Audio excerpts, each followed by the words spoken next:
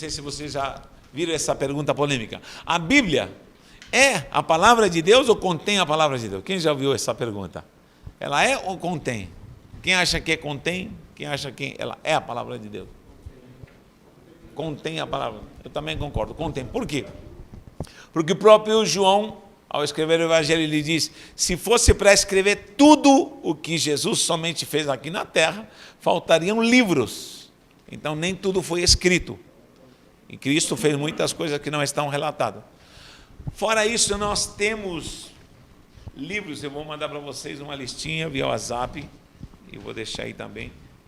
Até posso escrever, de livros que são citados na Bíblia, que não estão no cânon, no reconhecimento da veracidade das Escrituras, no nível espiritual, ao ponto de considerá-lo revelação. Isso é canonizar. Então, há livros que são nomeados na palavra do Senhor que não estão no nosso cânon. Então, há muito escrito que, de fato, fala de coisas espirituais e são reconhecidos aqui, falados dentro da própria Bíblia Sagrada. E outra, a palavra é eterna, de eternidade em eternidade. Tu és Deus, como que vamos colocar tudo em páginas bíblicas limitadas? Então, o que nós temos, sim, é a palavra de Deus. Em que sentido?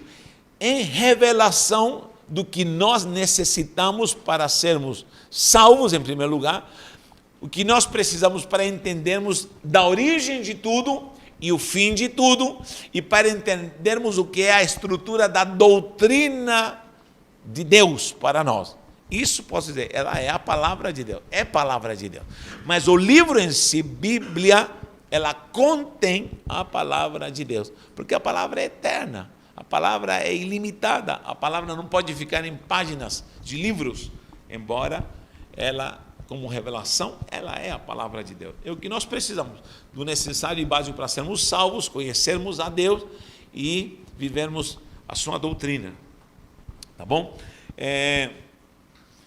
O último ponto, número 4, na página 4 também, recebe uma finalidade normativa, legislativa, que outras formas de comunicação não conseguem alcançar. Hoje em dia, tudo que gira em torno da Bíblia, da palavra de Deus, não tem outro livro, não tem outra obra que mova culturas, civilizações, processos, dinâmicas, pessoas, como a santa palavra de Deus. Em todo lugar, em qualquer prisma, a palavra de Deus, ela move, estrutura, e não tem um livro que faça isso, a não ser a palavra de Deus. Inclusive, é o livro mais vendido. Nos anos 80, 90, eu me lembro que sempre se falava nos seminários, falava assim, depois, não existia nem internet naquela época, nem Google, nem filmes como hoje em dia. Se falava que os livros mais vendidos até os anos 80 e 90 eram os livros de Agatha Christie. Agatha Christie, não sei se alguém já ouviu falar de Agatha Christie. Os livros mais vendidos eram de Agatha Christie. Só que havia milhares de dados, ou de números, milhares de números em relação à Bíblia. Depois da Bíblia, os livros de Agatha Christie, mas estava lá embaixo. A cada segundo se vendiam milhares de Bíblias. Os de Agatha Christie estavam lá longe ainda. Agora já aumentou para Harry Potter. Harry Potter já deixou Agatha Christie para trás, com um filme, estrutura e vai.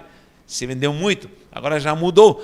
Mas todo esse mover, a Bíblia deixa ela no chinelo. Acabou-se. Por quê? Porque a cada dia é uma demanda preciosa em relação à palavra do Senhor. Importante nós sempre destacarmos essa preciosidade da palavra, como falei aqui, algo literal, alegórico e simbólico, porque isso me leva à compreensão do texto e do contexto e contexto. Texto pode ser um versículo, texto pode até ser alguns versículos, um capítulo, mas o contexto vai ser o todo, o antes e depois. Um texto fora do contexto vira pretexto para virar confusão. Tem um irmão que pregou, não sei se você lembra, eu falei aqui de um irmão que pregou, tão lindo, era novo convertido, começou estava estudando tudo, mas ele leu um versículo, e o tema da palavra era de oração nas praças oração na cidade, oração, intercessão da cidade. E ele lê um versículo que estava escrito: ora nas praças, ora nas ruas. Só que o versículo era de Provérbios, falando da mulher prostituta, ora está nas praças, ora está nas ruas. Então ele pregou só esse versículo: ora nas praças, ora nas ruas. E ele falou: temos que orar nas praças, temos que orar nas ruas, temos que interceder. Mas se você lia antes, estava falando da mulher maligna que ora está nas praças. Esse ora não era de orar, ora está aqui, ora está lá, ela se movimenta. Então tem que haver compreensão do texto para poder compreender. Teve um caso famoso que passou no Fantástico, o cara leu lá em vez de Adultera, pega a mulher, adultera com ela. Adúltera, faltou. Aqui tem um acento, até a repórter falou assim: aqui tem um acento. Uma vírgula pode mudar tudo. Hein? As testemunhas são peritas nisso, porque eles fizeram a Bíblia da Torre da Maldição, da Torre de Vigia lá, e mudaram todos as estruturas do que é pontuação, vírgula. Te digo hoje, vírgula, estarás comigo no paraíso. Quebrou algo que Jesus declarou, disse: te digo que hoje estarás comigo no paraíso. Te digo hoje, vírgula, estarás comigo no paraíso. Muda tudo. Muda tudo. Então, a afirmação categórica é: te digo hoje estarás comigo. Ainda hoje estarás comigo no paraíso. Está falando da sobrenaturalidade do dia hoje. Hoje você vai entrar no paraíso. Está garantido. Outra coisa é o na e da. O Senhor te livra na tribulação. O Senhor te livra da tribulação. O na pelo da. Um N pelo um D. Mudou tudo. Na tribulação, você vai passar na tribulação e Ele vai te livrar. Te livra da tribulação diz que você não vai passar pela tribulação. Qual você prefere, eu não sei. Mas, às vezes, uma letrinha muda tudo. Então, nós temos que ter essa graça. Bom, nós não vamos entrar no quesito interpretação, porque essa vai ser uma matéria ainda muito preciosa que nós vamos ver. Tá bom? Vamos à página número 5, vamos falar um pouco das línguas originais.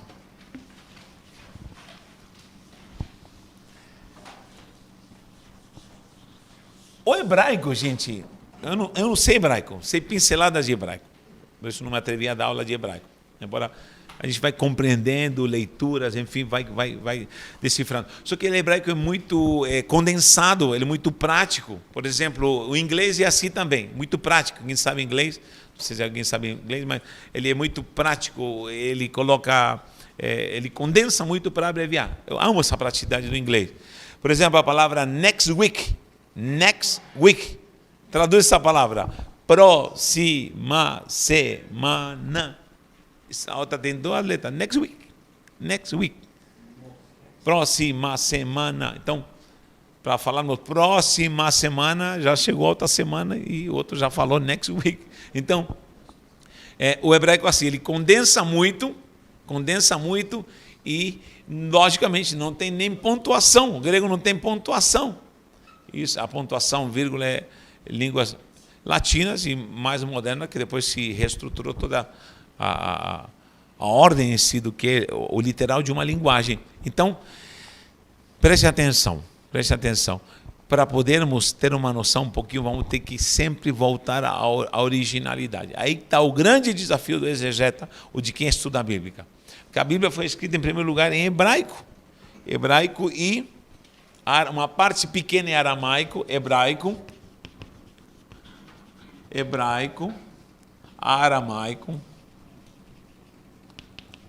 e o Novo Testamento em grego. A igreja cristã falava grego. Lembra da sequência das eras da Babilônia, depois Medos e Persa, você levanta Alexandre o Grande. A Grécia sempre vai ser o poder intelectual, a sabedoria, o conhecimento. Agora, Grécia domina, Alexandre o Grande domina toda a Europa, norte da África, a Palestina, né? Toda a parte da Turquia, a Europa, e domina com seu poderio. Com 22 anos, o cara domina o mundo daquela época, gente. Agora, essa língua grega, o koiné na época, o koiné, esse grego aqui é o koiné, chamado koiné, esse grego se infiltrou, é como se fosse o inglês de hoje em dia. Eu, pessoalmente, gostaria que se falasse inglês no mundo inteiro, para eu aprender de vez em inglês, porque tenho preguiça de aprender essa palavra. Mas, olha, o grego se proliferou nas escolas, podia ser Palestina, podia ser Roma, podia ser onde for, se falava grego, tá bom? A cultura grega se espalhou. Quando depois do período grego, quem vem? Roma. Lembra da pedra? Derruba a estátua. O poder de Roma chega. Roma tem poder bélico, poder de autoridade, poder, estrutura e gestão para domínio de territórios, porém não consegue extirpar a linguagem grega. Inclusive, Roma se dá por vencida e aceita o grego como linguagem, onde já estava o domínio grego. Ele domina agora Roma e deixa a linguagem. Inclusive, a língua latina que eles falavam, ela começa a morrer. A língua latina, o latim, enfim, não deveria ter se espalhado em todo o mundo, mas pelo fato de Roma não adotar o grego não adotar o latim, e adotar o grego, a língua latina vai morrendo. E surgem, logicamente, as variantes da língua latina, que é o português, o espanhol, o catalão, as línguas latinas, francês também, enfim, nós vamos encontrar o grego dominante. Então, nessa época se falava só grego. Jesus falava o quê? Jesus falava aramaico. Por quê? Porque todo mundo que era judeu hebreu na época de Jesus zelou para que não se falasse outra língua a não ser o aramaico. Por que o aramaico? Porque o aramaico ficou como língua oficial depois do cativeiro babilônico. Se falava em hebraico, porém o aramaico surge para não violentar a pureza do hebraico em terras pagãs. Então, ali na Babilônia, se surge o aramaico, que é um tipo de hebraico transformado, né? E temos várias passagens que provam que Jesus falava aramaico, embora ele falava hebraico, logicamente grego. Mas religiosamente, no cotidiano, os judeus preservavam o aramaico. Tá? E somente em liturgias, no quesito religioso, se guardava zelosamente pelo hebraico. Então, para não paganizar, para não violentar a pureza do hebraico, eles continuaram falando aramaico.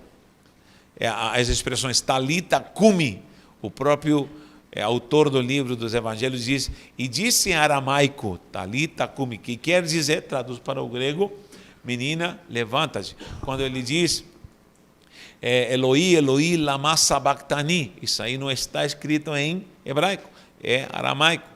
E muita gente não compreendia que ele estava dizendo, meu Deus, meu Deus. Aí houve tradução. Então, o Antigo Testamento, a Tanakh é hebraico, na maioria, partes pequenas de Daniel, principalmente, já que estamos falando da Babilônia, é hebraico e aramaico. O Novo Testamento, todo ele está em língua koiné. Eu gosto do apóstolo Paulo, porque ele era um poliglota, era um doutor, era conhecedor, e Paulo foi o primeiro que se encarregou de levar o evangelho através da língua koiné. Algo que não era bem aceito pela igreja, porque a igreja lá em Jerusalém achava que ia ficar somente em Jerusalém. Parece que não queriam, como judeus radicais, que se manifestasse a efusão do Espírito, da glória do Evangelho para outras nações. Não, nós vamos liderar aqui. Lógico, tinha um zelo por isso. Lembra quando Pedro é chamado para a casa de Cornélio, pela visão que teve, e ficaram pasmados como nos gentios também se manifestou o Espírito Santo. Por quê? Porque eles queriam manter a base em Jerusalém. Lógico, isso era o certo, o correto, porque depois se ampliou tanto essa visão para sair até os confins da terra, que aconteceu, em 300 e pouco, Constantino pega a autonomia da sede da igreja apostólica em Jerusalém e a transfere para Roma. E aí surge a igreja apostólica romana, que é a mesma igreja cristã. Querido, a igreja cristã foi adulterada para a Igreja Apostólica Romana.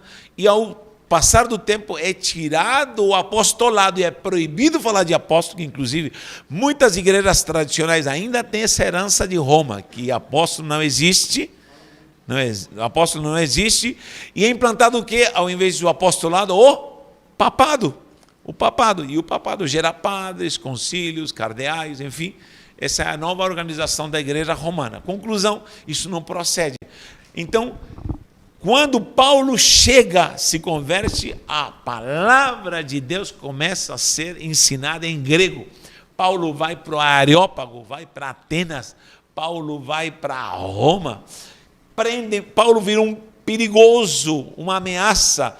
Paulo era um terrorista, essa é a palavra, era um terrorista espiritual. Olha só, o BOP da época, que era a guarda pretoriana. Gente, a guarda pretoriana era o BOP, era uma clã de soldados que era para guardar prisioneiros de alta periculosidade. Essa guarda pretoriana é que guardava Paulinho. E o levaram, sabe para onde? Para Roma, para a casa de César. Só que eles queriam ser julgados, que comprometiam a estrutura do reinado, do Império de Roma, é que iam ser julgados na casa de César, no palácio de César. E falaram, nós vamos acabar com essa cristandade desse cristão. Mas o lindo é quando Paulo escreve, os da casa de César vos saúdam. Paulo abriu uma célula na casa de César. Então o cara era top. Paulo foi a chave que Deus usou, o canal que Deus usou, para ganhar almas, até na casa de César. Já ouviu o termo, essa criança nasceu por cesariana? Cesariana porque tinha esse costume de rasgar a barriga de mulher, a criança era perdida, era um dos comandos do César. Está grávida, rasga a barriga, e matavam a criança e matavam a mãe, logicamente. Aí surge a palavra cesariana. Bom, do César não vou falar muito, mas é coisa maquiavélica e demoníaca. Então o que acontece? Olha as potestades que Paulo enfrentou, pregando com autoridade, ensinando e levando a palavra com afinco, gente. Fora tudo que aconteceu, desde esses livros juntos para poderem serem reconhecidos canonicamente, até chegar a Bíblia na sua mão. Ah, meu irmão, muita gente literalmente derramou sangue, perdeu a vida para que essa Bíblia chegasse nas suas mãos, e nós não a reconhecemos. Então vamos amar a palavra de Deus, vamos ler a Bíblia e vamos nos converter em nome de Jesus, tá bom? Vamos tomar uma água, um cafezinho e voltamos já já.